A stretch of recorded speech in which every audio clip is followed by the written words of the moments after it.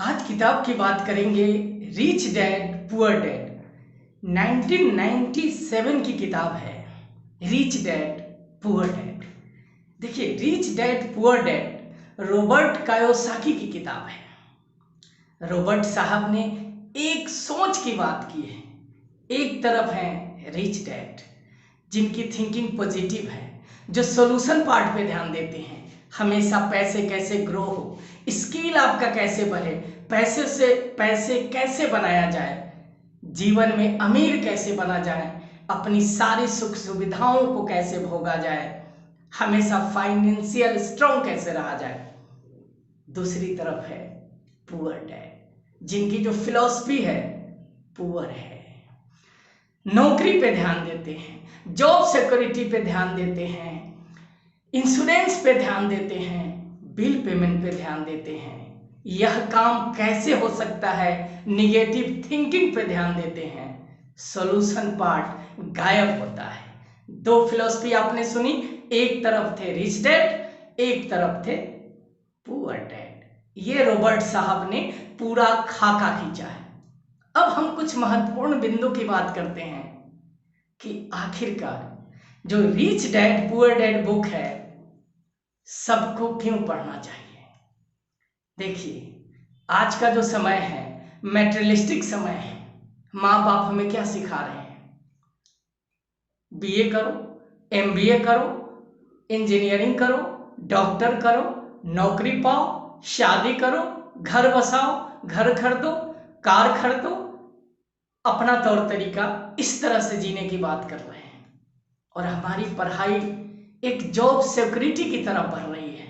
हम भाग रहे हैं उस रेस में, हम सारे युवा भाग रहे हैं, सारे स्टूडेंट भाग रहे हैं, सारे बिजनेसमैन भाग रहे हैं, सिर्फ पैसे बनाने के लिए, उस तरीके से अपने को सिक्योर करने के लिए, लाइफ इंश्योरेंस करने के लिए, घर को सुरक्षित रखने के लिए, स्टूडेंट नौकरी पाने के लिए प्रयासरत है। रॉबर्ट साहब कहते हैं कि नहीं, ये तरीका जो हमारी कंडीशनिंग कर दी गई है, ये जो सबकॉन्शियस माइंड में डाल दिया गया है बचपन से, परिवार से जो चीजें संस्कारित की जा रही है, वो बहुत ठीक नहीं है। हमें अपनी सोच बदलनी होगी। क्यों? क्योंकि रॉबर्ट साहब रिच डैड पुअर डैड के जो राइटर हैं, उनका स्पष्ट मानना है आप गरीब हैं, इसलिए आप गरीब हैं, क्योंकि आपकी जो सोच है वह गरीब है। लेकिन सवाल उठता है कि क्या हमारी सोच बदल सकती है? क्या एक गरीब अमीर हो सकता है? जवाब हाँ है, बिल्कुल। एक गरीब भी अमीर हो सकता है, बस सोच बदल दे, तरीका बदल दे, अपना फोकस बदल दे, प्रयास बदल दे। कैसे? अमूमन आज किसी भी स्कूल कॉलेज में फाइनेंशियल एजुकेशन के बारे में उतने अच्छे तरीके से नहीं सिखाया जाता है। जॉब ओरिएंटेड पढ़ाई हो रही है, इसलिए हम इन चीजों से ऊपर उठेंगे यदि हमने रिच डैड पुअर डैड को पढ़ा, उनकी फिलॉसफी पे वर्क किया। तो जो पहला पॉइंट है कि गरीब गरीब है क्योंकि वह गरीब है। क्यों? क्योंकि उसने अपनी सोच नकारात्मक कर ली है कि क्या इसे पाया जा सकता है। इस फिलॉसफी को उसने एक डर पैदा कर लिया है, स्ट्रगल क्रिएट कर ली है कि शायद मैंने पैसा इन्वेस्ट किया और पैसा डूब गया तो फिर मैं क्या करूंगा। इसलिए वह 6 to 12, 6 to 8, 6 to 10 वाली जॉब चाहता है, सिक्योरिटी चाहता है। रॉबर्ट साहब के हिसाब से यह आपको गरीब बनाने की एक कवायद है। देखिए, हमारे यहाँ कहावत भी कही जाती है ना कि बीए पास हुए, नौकरी मिली, शादी हुई, बच्चे हुए, एक दिन बाद मर गए। ये जिंदगी ठीक नहीं है। दूसरा पॉइंट है, आप पहले पॉइंट में सीखा कि आपको फोकस बदलना है, पैसों के पीछे नहीं भागना है। पैसे कैसे प्राप्त किया जाए उसकी तरफ कदम बढ़ाने हैं। दूसरे पॉइंट में आपको यह क्लियर समझना है कि जो एसेट है, लायबिलिटीज है, इसका डिफरेंस क्या है। आसान भाषा में एसेट के मतलब कि आपको पैसे आ रहे हैं चारों तरफ से, आपकी जेब भर रही है, आपका अकाउंट भर रहा है। लायबिलिटीज, आपको वो कर्ज चुकाना है, आप किसी के प्रति उत्तरदायित्व है, लायबल है कि आपके उनके संसाधन, उनके पैसों को आप चुकाएं। आपको एसेट पे फोकस करना है।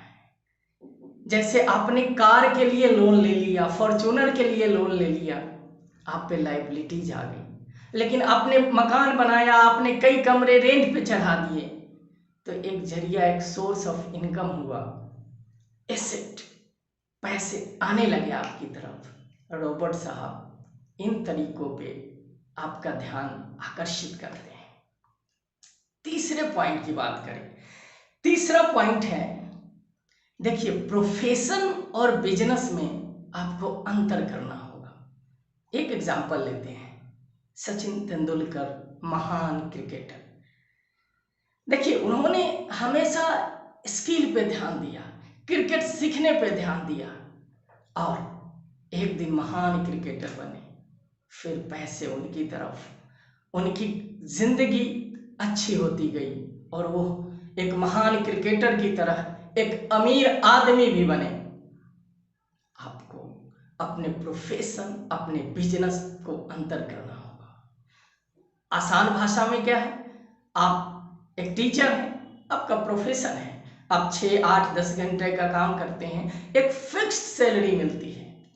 लेकिन आज के समय आपने यूट्यूब पे कोई चैनल बनाया, जैसे कुकिंग का चैनल बनाया, आप यूट्यूब पे खाना बना रहे हैं, इसमें कोई टाइम फिक्स नहीं है, आप अपने अनुसार अपने काम को निपटा रहे हैं और आपको एक अच्छा खासा सोर्स ऑफ इनकम भी है। तो आपको प्रोफेशन, बिजनेस पे एक जो मूल अंतर है उसको समझना पड़ेगा, तभी रॉबर्ट कायोसाकी की भाषा में आप अमीर बनने की दिशा में अग्रसर होंगे। चौथा पॉइंट है, देखिए हम पैसों के पीछे भाग रहे हैं और वहीं से क्या हो रहा है कि हम अपनी स्किल पे ध्यान नहीं दे पा रहे हैं, हम अपनी ताकत को नहीं पहचान पा रहे हैं, हम अपने लाइफ को मैनेज नहीं कर पा रहे हैं, हम खुद को फाइनेंशियल एजुकेट नहीं कर पा रहे हैं। तो आप खुद को मैनेज करें, खुद को फाइनेंशियल एजुकेट करें। वो जो लर्निंग प्रोसेस है, वो जो स्किल प्रोसेस है, उस पर फोकस करें। जितना आप स्किल पे फोकस करेंगे, आपकी क्रिएटिविटी बढ़ेगी, आपकी क्रिएटिविटी बढ़ेगी, आप सही दिशा में इन्वेस्टमेंट करेंगे, पैसों से पैसे बनेंगे और आप जो एक्सपेंडिचर, खर्च और इन्वेस्टमेंट, निवेश का जो मूलभूत अंतर है उसको अच्छी तरह समझ पाएंगे और समझ पाएंगे कि हमको खर्च कहाँ करना है, हमको अपने स्किल पे, अपनी ताकत पे, अपने को आगे बढ़ाने में, ग्रो करने में इन्वेस्ट करना है, अपने से अपने काम पे फोकस करना है। हम अगले पॉइंट की बात करें, पांचवें पॉइंट की बात करें, तो हमें ये भली भांति समझना होगा कि जो ये जिंदगी है, कई ऑब्स्टेकल्स आएंगे, डर का, घबराहट का, कहीं मैंने पैसे इन्वेस्ट किया किसी प्रोफेशन, किसी काम में और वो पैसा डूब गया, शंकाएं होगी, आसपास के लोग हंसेंगे, शुरू में एक डाउट क्रिएट होगा। ये जो फियर है, डाउट है, खुद को कमजोर आंकने का जो तरीका है, एक बधी बधाई चीजों में खुद को बांध देने का जो आदत सी है, उससे बाहर निकलना होगा। सारे ऑब्स्टेकल को हटाकर आपको निवेश कर सीखना होगा। आपको महीने के अंत में जो भी आपका सोर्स है, सबसे पहले उसका जो मैनेजमेंट है, जो मनी मैनेजमेंट है, जो फाइनेंशियल मैनेजमेंट है, आपको ये क्लियर करना होगा कि जो जहां से आपका स्किल ग्रो हो रहा है, जिस बिजनेस में पैसे लगाने से इन फ्यूचर मनी मल्टीप्लाई होने वाला है, आपका बिजनेस ग्रो होने वाला है, पहले आप वहां इन्वेस्ट करें। समय लग सकता है, लेकिन आप अपने बिजनेस से, अपनी क्रिएटिविटी से, अपने स्किल से आप हमेशा ग्रो करेंगे। इसीलिए आपको ध्यान रखना है, आपको उन छोटी छोटी नकारात्मक बातों को नज़रअंदाज करना है कि यह काम मैं नहीं कर सकता। जो पुअर डैड की भाषा है वहाँ से आपको शिफ्ट करना होगा कि इस काम को मैं कैसे करूं, इसका हल मैं कैसे निकालूं कि मेरा बिजनेस ग्रो हो, मेरी क्रिएटिविटी बढ़े, मैं उस प्रोफेशन, उस बिजनेस को बहुत अच्छे तरीके से कर लूं और एक लीडरशिप क्वालिटी मेरे में क्रिएट हो, मनी का सोर्स जनरेट हो और पैसों से पैसा बनाया जाए। तो ओवरऑल जो हमने बात की, बहुत सिंपल बात की, हमने रिच डैड पुअर डैड की भाषा समझी कि जो पुअर डैड है उनका जो तौर तरीका है वो बधी बधाई समाज के अनुकूल है। वो नौकरी में विश्वास करते हैं, सिक्योरिटी में विश्वास करते हैं, एक सर्टेन पीरियड काम करने पे और एक छोटी सैलरी या एक बधी बधाई सैलरी से अपना जीवन जीने में विश्वास करते हैं। सोच वो हमेशा नकारात्मक रखते हैं। दूसरी तरफ हमने बात की जो रिच डैड है उसकी भाषा सकारात्मक है, वो समस्या के हल पे ध्यान देते हैं, कैसे उस समस्या से निजात पाया जाए, मैं कैसे अपने प्रोफेशन में आगे बढ़कर अपने पैसे द्वारा अपने बिजनेस को मैं आगे ले जा सकता हूँ। खुद को फाइनेंशियल एजुकेट करते रहे हैं। तीसरी जो बात है कि हमेशा दुनिया के बेकार की बातों पे ध्यान न देकर अपने स्किल, क्रिएटिविटी, बिजनेस पे ध्यान दें। मतलब कहा जाता है ना कि माइंड योर बिजनेस, बिजनेस पे ध्यान दीजिए।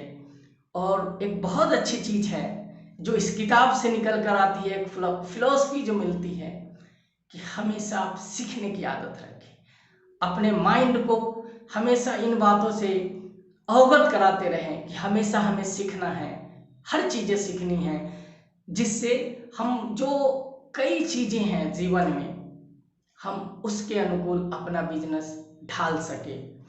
और संक्षिप्त में यदि हम आखिरी बात करें तो हमेशा सॉल्यूशन पार्ट पे फोकस करना है, कभी भी पुअर डैड वाली भाषा का इस्तेमाल नहीं करना है।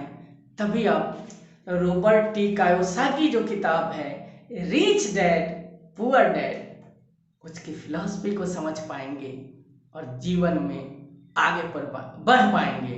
जीवन आपका हमेशा आनंदमय होगा, आप सफलता के पथ पे अग्रसर होंगे और आपकी उम्र कुछ भी हो, आपका क्षेत्र कोई भी हो, एज कुछ भी हो, फर्क नहीं पड़ता।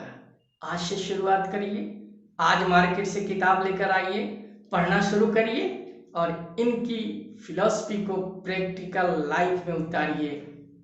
पॉजिटिव रहिए, पुअर डैड की भाषा को डिलीट करके रिच डैड के बताए मार्ग पे आप चलें, आप सफल होंगे, आपको आपकी मंजिल जरूर मिलेगी।